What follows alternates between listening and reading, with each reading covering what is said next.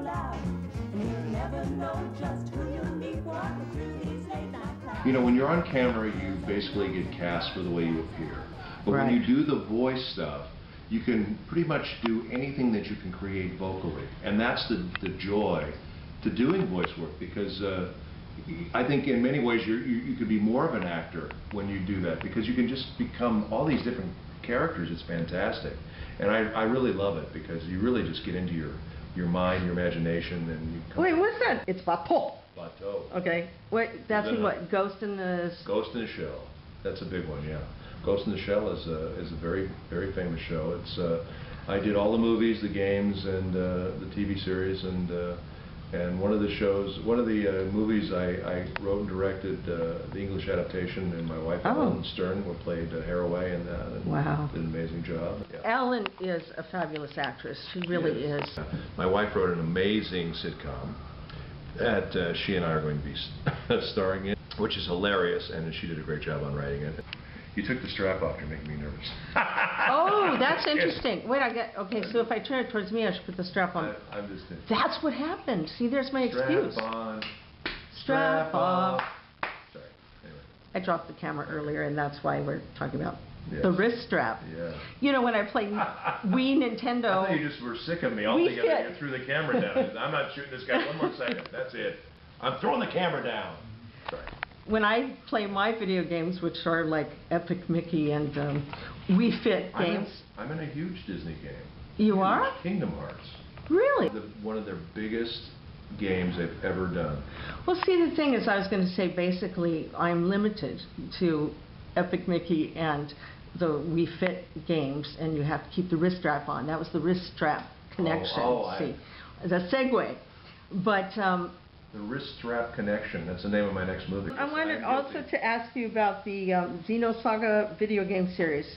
Oh, yes. Because you were, 8, yes. Isn't it true that you were the only English-speaking character? In other words, when you did the dubbing into English, you are the only one who played the same character in every single one of its adaptations? Of the games. Of the games. Of the games. I didn't do the series. I actually really wanted to do the series. But I did not do the series. They recorded that in Texas. We ran into Chris Ayres, who directed the series. Yeah. And I said to him, "Did they ever tell you that I wanted to play Ziggy in the series?" And he said, "No." I said, "Well, I really did." And he said, "I wish I'd known." Oh. That's one of those characters, you know, when you get it and it's just really close to your heart and you really, really want to do it. What was great about that character was there's a lot of pathos with that character, and you know, it's like RoboCop. He basically kills him. His family gets destroyed, and he kills himself, and they bring him back to life to do their bidding. And he's kind of has this very, you know, somber, sad approach to things. So as an actor, he was a lot of fun to play, because there was this underlying pathos going on the entire time. It's sort of like the sad Batman. Not the happy Batman from television, but the sad Batman from the films. Yes. You are appearing as a guest at DragonCon this weekend in Atlanta. Hello, Atlanta. And so DragonCon, for those of you who don't know, is actually huge. See, it's enormous. As far as science fiction and fantasy goes in the gaming world, and literature, art, music, just about everything. Of all the conventions. It is ginormous, and there is 4 major hotels that are filled to the brim with all of their convention center resources that are completely booked to the max. Oh, wow. With this convention. I've never seen anything like it. And this is the second time I was invited and asked out by them, which is actually quite an honor, because they don't do that. They do that for like a handful of people, where they'll actually bring us out and put us up, because most of the people go there themselves because they sell their wares and all that sort of thing. So you have your geeks and nerds, and I say that lovingly. I consider myself both. Well, what's wonderful about it is I've never seen, I mean, I've been to a lot of conventions all over the United States, and Ellen and I have been to conventions everywhere, including England and Australia and places like that. And you see some amazing costumes here and there, but at DragonCon, you will see 10 or 20 Supermen walking down the street together, or 10 or 20 Batmen walking down, or 10 or 20 Star Wars characters walking. I mean, I've never seen, and all of the costumes are unbelievable. I mean, they're all like movie quality. I mean, it's just, it's an amazing, amazing convention. If you've never experienced it and you live anywhere in that area, you should go. I took a look at their schedule and peeked, and they have. You peeker, you? I'm a peeker, I admit it. I heard that. They have other vendors besides. I feel like I'm sinking lower and lower. You are. You're getting very in the interview, I'm going to short be down to here. the floor here. All right. Yeah, he's no longer. I'm afraid to sit up because there's a candelabra that'll come out of my head. No longer 6.5 feet tall. He's. How tall are you? Yeah, that's right on the button. Yeah, that's what I thought. I like that. I've never said that. I always say 6'6", but I think that 6.5 feet thing sounds because cool. it sounds like you're on the way to 7 feet, and like it's scary. 6.5 feet. I like that. Yeah. I have noticed on their schedule that they have various topics being covered in the, such as... Are you talking about the panels? The panels, they go into robotics, they go into the psychology of gaming. Why is it that the gaming industry tends to pull us in so much? I just think it's great escapism fun, and I think that it's, you know, it's another world to go into. I mean, a movie is one thing, because you go and you watch it, but I think a game is really, really sucks you in because you're a participant in that world now, you know? And I think that's really alluring. As a celebrity who will appear at Dragon, my bangs are driving me nuts, by the way. I'm like, Other of my idols. There's a lot. I mean, William Shatner, Leonard Nimoy, Patrick Stewart, and James Marsters, Jim Beaver, Carrie Fisher. And there's panels with all these people, so you can go actually listen to them talk and ask them questions, which is very, you know, wonderful for the fans, because they can go and talk to their people that they enjoy their work. So it's fun, you know, it's really a lot of fun. As far as conventions, Comic-Con and so on, doesn't DragonCon have more of a loose, now I'm going to drive the audience crazy with my bangs. Ellen, where are those scissors? Yeah, can you do the honors, please? She's going to cut my bangs. Okay, let me get a comb. Oh, What was the question you were asking me in the meantime? We're in the middle of a haircut now. Oh, DragonCon, aren't they kind of looser in what they will allow and not allow? Here comes Ellen. She's going to save us now because I'm not sure what, the interview is going nowhere, and I'm so glad you're going to cut my bangs. I haven't heard that. I don't know. I don't know if they're looser or more stringent. I know there are some Christian conventions out there that are a little more strict on certain things. Could we talk about... I bet this is the only interview you've ever done where you got a haircut while you're doing the interview. Actually, no. Oh. It's happened before. My hair does drive people crazy. Okay. Very thin, very straight. Well, tune in for part 2 because you'll be getting a Brazilian next. So. Actually, I was being interviewed when my hair was being cut before, so this is new. Yes, quite new. I think Ellen's got a new career here too.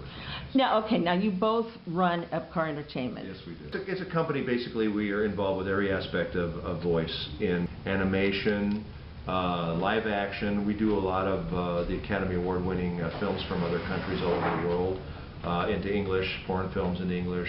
We do a lot of games. We like, for example, last year we worked on Star Ocean 1 and 2. We did the English adaptation of those games for Square Enix in Japan and Nanica, another company that's from Japan.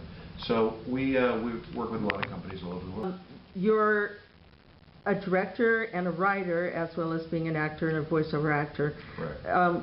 What is your favorite thing to do of all those? Well, you know, I get asked that a lot, and actually, this is really distracting. I mean, I can get your haircut during an interview, but it's okay. No, you can talk. My feeling is... He's a voiceover now. Yes, okay. Voiceover only from Richard Epcar. This is Plateau talking about... No. My feeling is that it all comes from the same place. It comes from creative. When you're a director, you basically are overseeing the whole project. So you're taking all the pieces of the puzzle and you're putting them together the way that you would like to. So there's a part of me that's a bit of a control freak, and I really enjoy the directing for that reason. You do wear a lot of different hats. I do. So does Ellen. She's a barber right now. She's thinking my hair is going to look good it under looks a hat. awesome. Does it? Look at that. Da-da-da. Da-da-da. Ta-da. The diva of the airwaves, ladies and This is gentlemen. the strangest one of these interviews that I've ever... How's it look, Sam? It looks great. Yeah. I kind of was going, yeah, you know, all right. Not, that looks so much better. Yeah, It she looks does. like you intended it to look that way. I love it. Good job. You're a musician as well.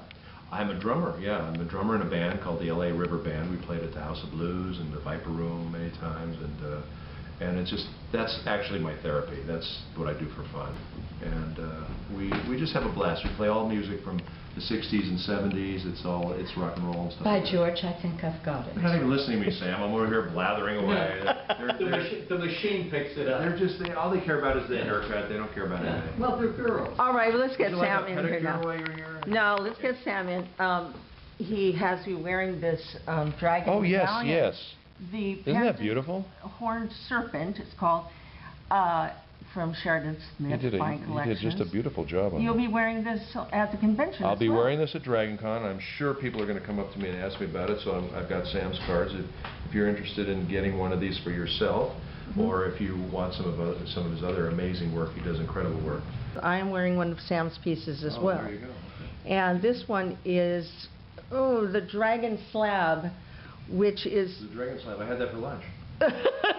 based on a large stone cross, historic. Oh my God, look at me, I'm so cute. Isn't that great? Oh my God, I can't believe it. I have never had my bangs like that. She's gonna I've come never over had every- them like every that. time. But it I looks, love the segues on this. but it, There are none. but it looks so good. It I'm so glad I'm really being interviewed. does. I love my Hello, hair. get your own What? show. Huh? What? Is Richard still here? Any shameless plugs you want to give before we wrap up? I'm in a new series over Nickelodeon called Avatar, Oh, The yeah. Legend of Korra, Right. which is the sequel to Avatar Airbender, The Last Airbender.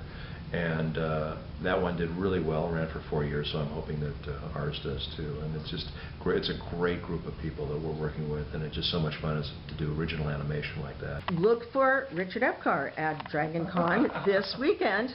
And The DragonCon. Walk of Fame, come see me. I have apparently... It's Labor Day weekend. Yes, and I apparently have more panels than anybody there. I got to tell you a quick funny story. You know, I was there 2 years ago. It was my first time I was there, and I had no idea what to expect. So this guy came up to me, and he's the president of the Ghost in the Shell fan club in that area. He said to me, "We want to get together and have a panel with you, you know, talking about your experience with Ghost in the Shell." I said, "Oh, okay." And, you know, so we kind of arranged for me to come after dinner one night over there. And I expected maybe there'd be like 15, 20 people, you know. I really didn't think that. I walk in this room, there was over 500 people in this room.